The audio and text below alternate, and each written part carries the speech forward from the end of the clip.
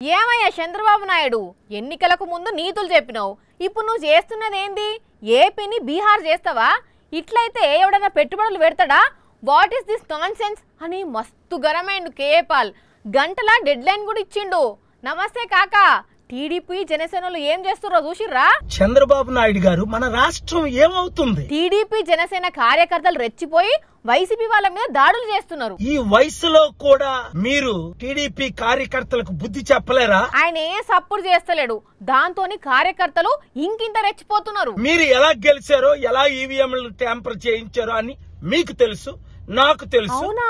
ఈ ముచ్చట మీకు కూడా తెలుసా ఇప్పుడు మీ కార్యకర్తలు ఎందుకు కత్తులతో పొడుస్తున్నారు బీహార్ లో అంతే కదా లా అండ్ ఆర్డర్ మెయింటైన్ చేయలేని మీరు 6 నెలల్లో ముఖ్యమంత్రిగా ఉండరు అంటే 6 నెలల దాకా లా అండ్ ఆర్డర్ ఇట్లనే ఉంటదా అభివృద్ధి బాటలో మనం వెళ్దాం ఈ మాట ఏదో ఆయనకు చెప్పండి ఇద్దరు కలిసి రాష్ట్రాన్ని అభివృద్ధి చేయండి మీకున్న పరిచయాలతోని కంపెనీలు తీసుకురండి 100 అవసరమైతే 1000 కంపెనీలు తీసుకొద్దాం అట్లనే స్పెషల్ స్టేటస్ కూడా తెప్పియరాదు కోర్టు నుంచి స్పెషల్ స్టేటస్ తీసుకొస్తాను అబ్బా స్పెషల్ స్టేటస్ వచ్చిందంటే ఇంకేం కావాలి అయినా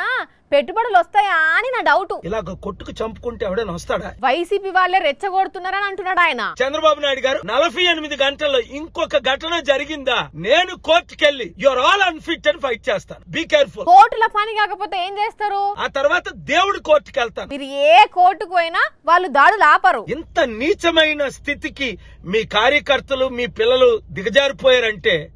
అనిపించుకోకండి వాళ్ళు ఎవ్వరి మాట ఇనేటట్టు లేరు గాని ఇట్లనే మాట్లాడితే వాళ్ళు మీకు కూడా స్పాట్ పెడతారు ఆ తర్వాత మీ ఇష్టం